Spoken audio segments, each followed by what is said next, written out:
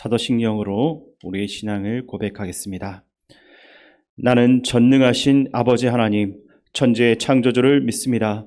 나는 그의 유일하신 아들 우리 주 예수 그리스도를 믿습니다.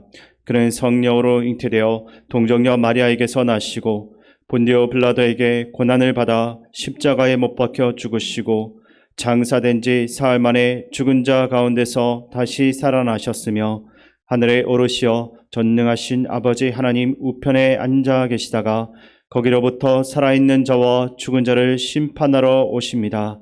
나는 성령을 믿으며 거룩한 공교회와 성도의 교제와 죄를 용서받는 것과 몸의 부활과 영생을 믿습니다. 아멘. 하나님께서 오늘 우리에게 주시는 말씀은 사도행전 8장입니다. 신약 성경 199쪽입니다. 사울은 그가 죽임당함을 마땅히 여기더라. 그날에 예루살렘에 있는 교회에 큰 박해가 있어 사도 외에는 다 유대와 사마리아와 모든 땅으로 흩어지니라. 경건한 사람들이 스데반을 장사하고 위하여 크게 울더라. 사울이 교회를 잔멸할세 각 집에 들어가 남녀를 끌어다가 옥에 넘기니라. 그 흩어진 사람들이 두루 다니며 복음의 말씀을 전할세 빌립이 사마리아 성에 내려가 그리스도를 백성에게 전파하니 무리가 빌립의 말도 듣고 행하는 표적도 보고 한 마음으로 그가 하는 말을 따르더라. 많은 사람에게 붙었던 더러운 귀신들이 크게 소리를 지르며 나가고 또 많은 중풍병자와 못 걷는 사람이 나으니 그 성에 큰 기쁨이 있더라. 그 성에 시몬이라 하는 사람이 전부터 있어 마술을 행하여 사마리아 백성을 놀라게 하며 자칭 큰 자라 하니 낮은 사람부터 높은 사람까지 다 따르며 이르되 이 사람은 크다 일컫는 하나님의 능력이라 하더라. 오랫동안 그 마술에 놀랐으므로 그들이 따르더니 빌립이 하나님 나라와 및 예수 그리스도의 이름에 관하여 전도함을 그들이 믿고 남녀가 다 세례를 받으니 시몬도 믿고 세례를 받은 후에 전심으로 빌립을 따라다니며 그 나타나는 표적과 큰 능력을 보고 놀라니라. 예루살렘에 있는 사도들이 사마리아도 하나님의 말씀을 받았다함을 듣고 베드로와 요한을 보내매 그들이 내려가서 그들을 위하여 성령 받기를 기도하니 이는 아직 한 사람에게도 성령 내리신 일이 없고 오직 주 예수의 이름으로 세례만 받을 뿐이더라. 이에 두 사도가 그들에게 안수함에 성령을 받는지라. 시몬이 사도들의 안수로 성령 받는 것을 보고 돈을 들여 이르되 이 권능을 내게도 주어 누구든지 내가 안수하는 사람은 성령을 받게 하여 주소서 하니 베드로가 이르되 내가 하나님의 선물을 돈 주고 살 줄로 생각하였으니 내 은과 내가 함께 망할지어다. 하나님 앞에서 내 마음이 바르지 못하니 이 도에는 내가 관계도 없고 분깃될 것도 없느니라.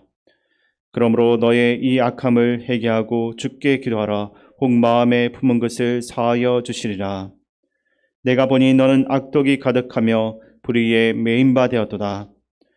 시몬이 대답하여 이르되 나를 위하여 주께 기도하여 말한 것이 하나도 내게 임하지 않게 하소서 하니라.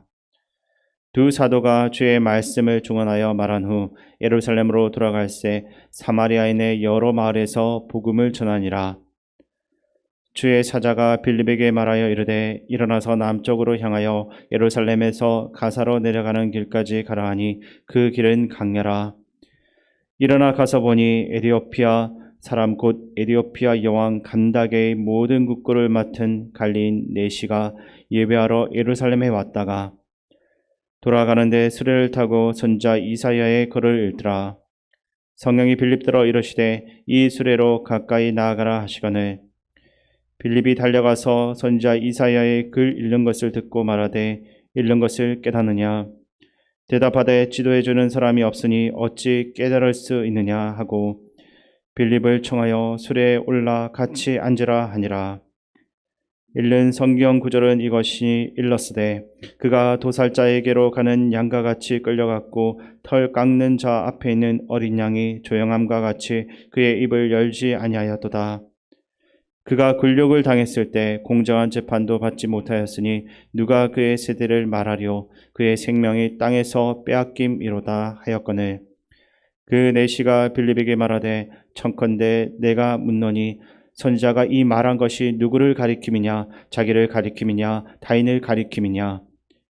빌립이 입을 열어 이 글에서 시작하여 예수를 가르쳐 복음을 전하니 길 가다가 물 있는 곳에 이르러 그 내시가 말하되 보라 물이 있으니 내가 세례를 받음에 무슨 끄리낌이 있느냐. 이에 명하여 수레를 멈추고 빌립과 내시가 둘 다 물에 내려가 빌립이 세례를 베풀고 둘이 물에서 올라올새 주의 영이 빌립을 이끌어 간지라. 내시는 기쁘게 길을 가므로 그를 다시 보지 못하니라. 빌립은 아소도에 나타나 여러 성을 지나다니며 복음을 전하고 가이사랴에 이르니라. 아멘. 우리가 보는 이 사도행전은 보통 크게 세 부분으로 나눌 수가 있습니다. 1장부터 7장까지는 교회가 어떻게 탄생했는지를 보여주고 있고 8장부터 12장까지는 복음이 이방인에게까지 나아가는 과정을 보여주고 있습니다. 그리고 18장부터 마지막 28장까지는 이방으로까지 확장된 복음이 어떻게 열매를 맺고 있는지를 자세하게 알려주고 있습니다. 오늘 살펴보는 사도행전 8장은 복음이 예루살렘을 넘어서 이방인에게까지 나아가는 그 출발점이라고 할 수가 있습니다. 그리고 그 복음이 이방을 향해 나아가고 있는데 시작이 무엇인지를 분명히 보여주고 있습니다. 바로 8장 1절부터 3절에 그 내용이 나오고 있는데 1절부터 3절을 제가 읽어드리겠습니다. 사울은 그가 죽임당함을 마땅히 여기더라. 그날에 예루살렘에 있는 교회에 큰 박해가 있어 사도 외에는 다 유대와 사마리아 모든 땅으로 터지니라.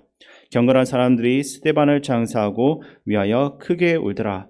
사울이 교회를 잔멸할세 각 집에 들어가 남녀를 끌어다가 옥에 넘기니라. 아멘.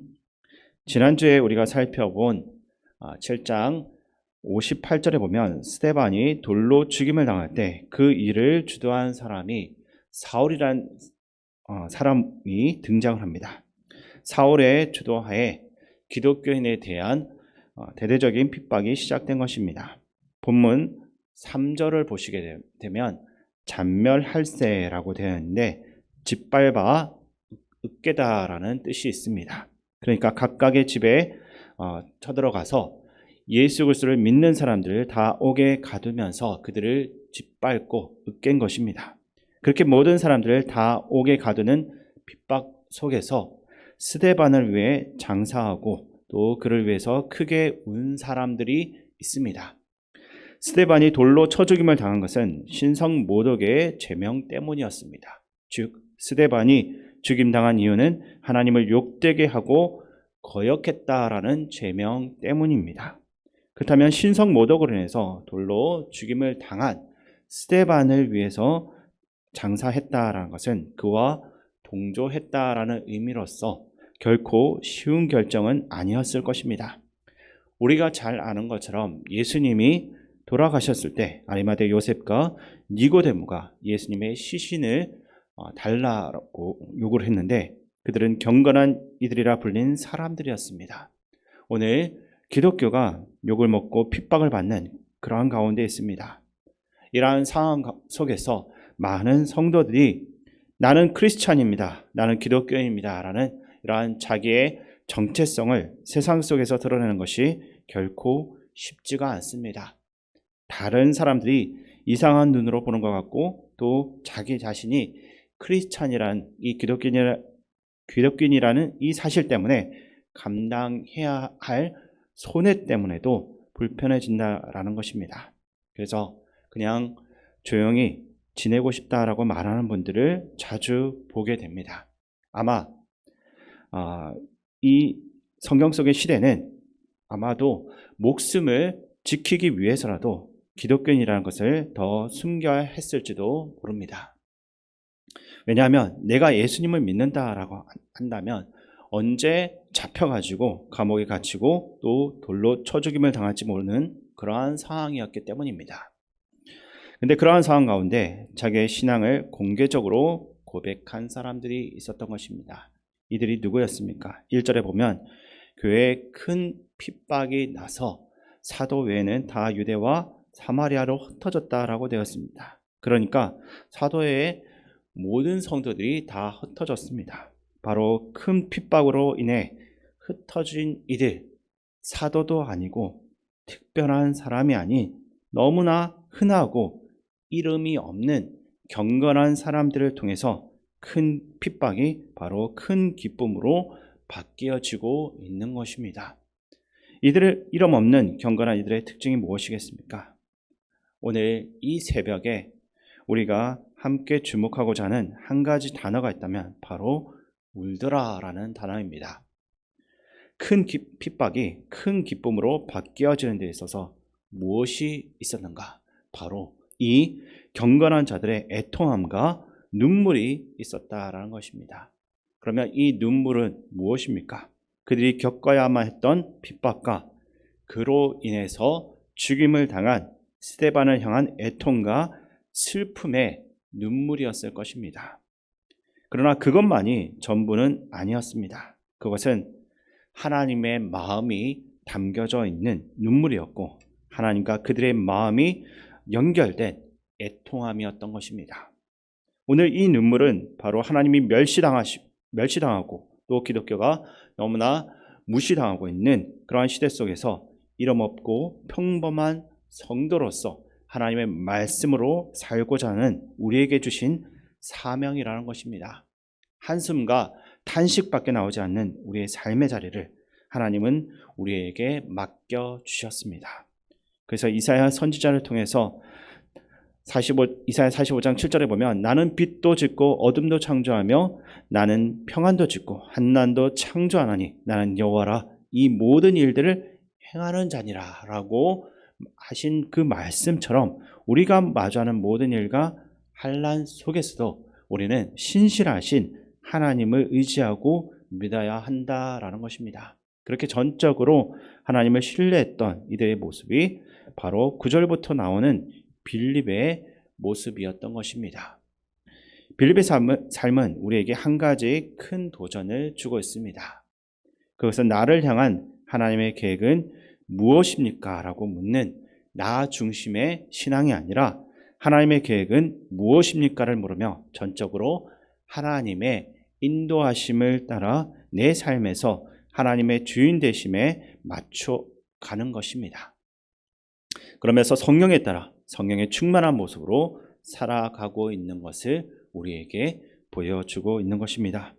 이 모든 역사의 주인공은 빌립이 아니라 하나님이셨고 하나님의 역사 속에서 그분이 온전히 주인공이었습니다. 그리고 빌립은 그 속에서 오직 하나님의 뜻을 따라 순종했던 것입니다. 성령을 통해 자신의 욕망과 욕심을 채우려는 나 중심의 신앙을 버리지 못했던 시몬이라는 사람도 9절 이후부터 보시면 나오고 있는데 그러한 시몬과 같은 사람이 되어서는 안 된다라는 그러한 의미로서 이 시몬이 나타나고 있습니다. 하나님은 빌립으로 하여금 그 어떤 것도 의지하지 않고 오직 하나님만을 의지해 갈 수 있도록 그렇게 인도해 가셨습니다. 그 누구를 의지하거나 빌립 자신도 의지하지 못하도록 가이사랴로 이끄셨고 강야로 이끌으셨습니다. 그렇게 전적으로 하나님의 계획 속에서 그를 인도해 가셨던 것입니다.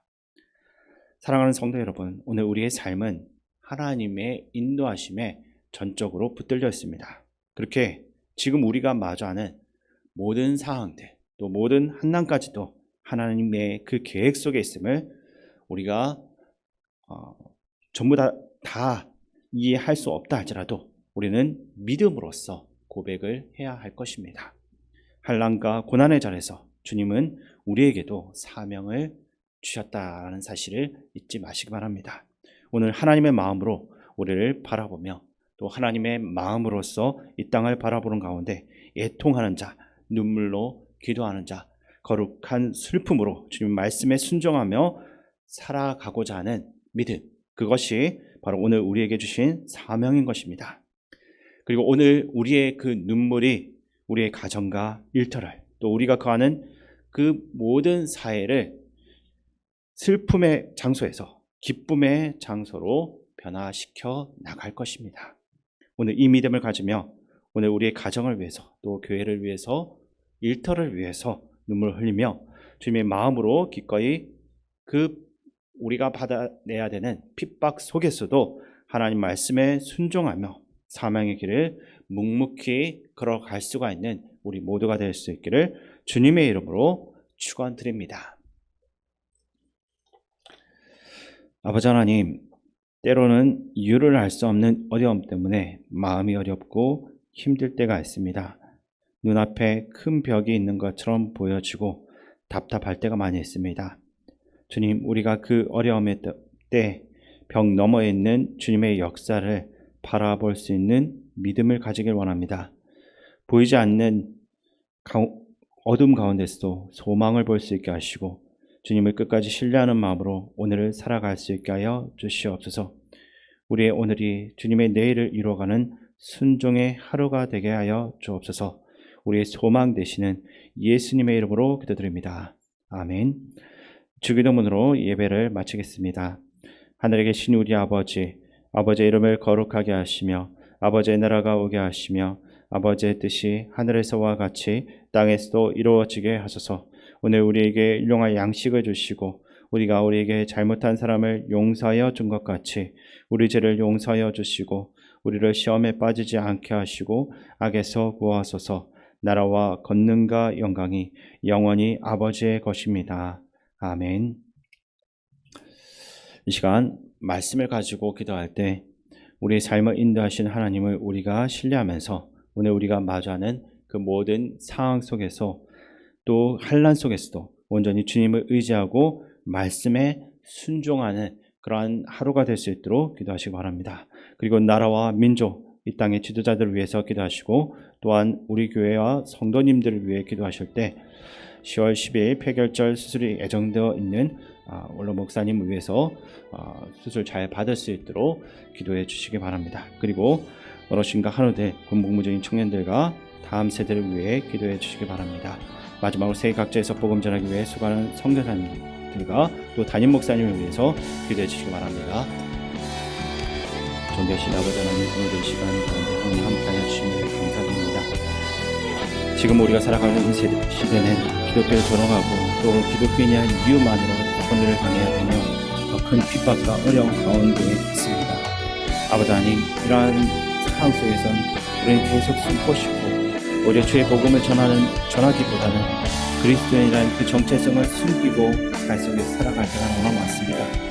이러한 상황 가운데서도 우리가 핍박을 당한다 할지라도 어려움을 당한다 할지라도 우리의 일터와 우리의 가정과 우리가 적혀있는 곳곳에서 그리스도인이라는 이 정체성을 드러내며 온전히 주의 복음을 전하는데 연임을 당할 수 있게 도와주시옵소서. 아버지 하나님, 빌립이 에티오피아 내시를 만나서 주의 말씀을 전하고 그 한 사람을 통하여서 귀한 복음의 열매를 맺었던 것처럼 우리가 오늘 생각지 못한 곳에서 혹시나 한 사람을 만났을 때 그 사람에게 주의 복음을 담대하게 전할 수 있게 도와주시옵소서.